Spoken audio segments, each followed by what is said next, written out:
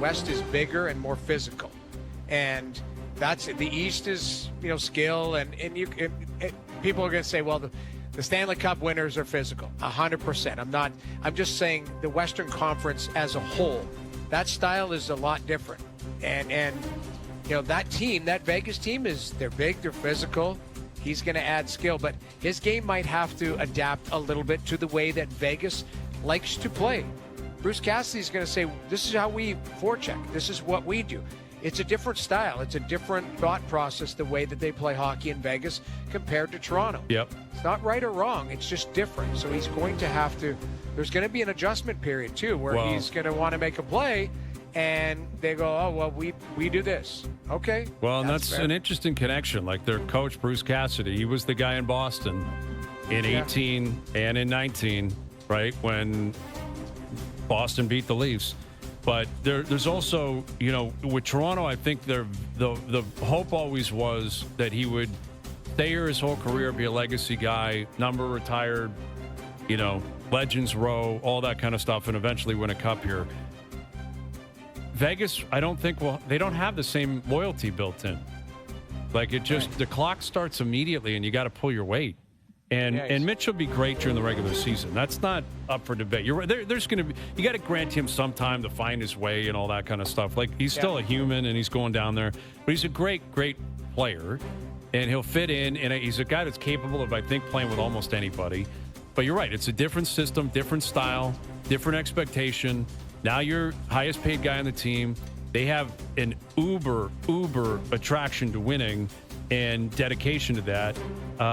And he's going somewhere where he's not familiar with it. So dedication to it is a non-negotiable thing. Like either do it or think about how they have those real time, how things have changed, like time lapses. Like that team, since their inception, first year all went to the finals, and then it's let's change this, and then they won a cup.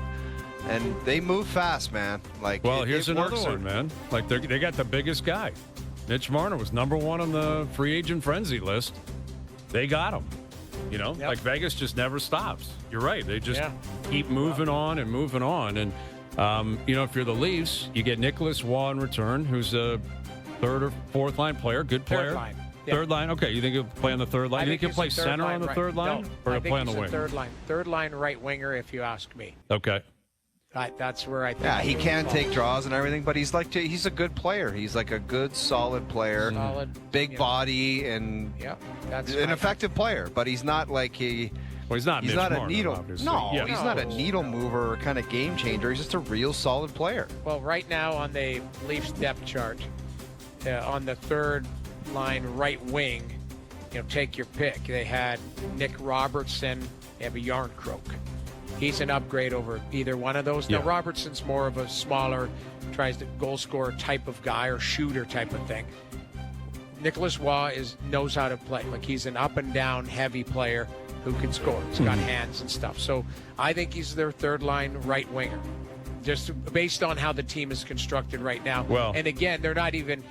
Let's give it 2 months, 2.5 months, because I still think Tree's just getting going here. And the question will be, again, what they're willing to give up to go for it right now. If you're the Maple Leafs, if you're Brad Treliving, because, again, the cupboards are not overly stocked. You've got Easton Cowan, you've got a couple of other prospects within your system, but you don't have a first-round pick for the next 2 years.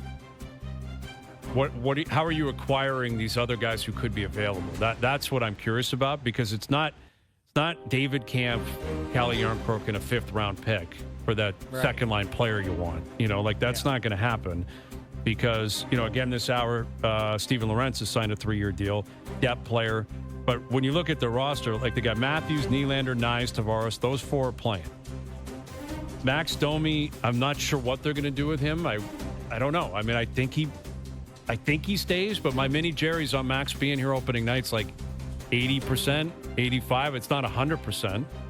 But you got Domi. You picked up this Matias Michelli today from Utah. He's going to play, clearly.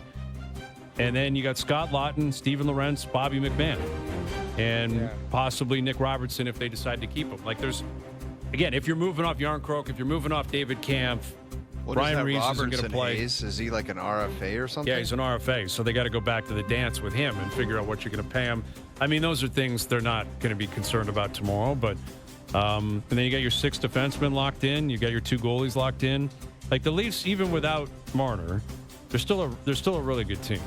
Like they're still a good team, you know. And like you said, Noodles, there's an opportunity here for Brad Treliving to keep going. So keep going, but also he doesn't have to do this tomorrow. He can find out what Buffalo's doing, find out what Pittsburgh's going to decide to do. Like I've said this many times, and CJ just said it in the at the beginning of the 5 o'clock hour. There's a lot of teams that think that they're, a player or 2 away, or they're selling to their owner, all that type of stuff. But when the dust settles, they might go, yeah, we are going to retool this year. Mm-hmm. And then you start going to look at that organization and go, geez, that's a really nice player. Is he available?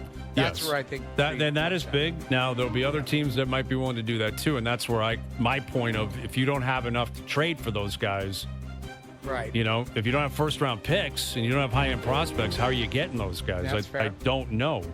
All right, more on this as we move forward. Again, there's a lot going on. All 3 of the free agents returning to Florida. Brad Marchand signing this hour, a 6-year deal at $32 million per. Aaron Ekblad, 8 years at $6.1 million per.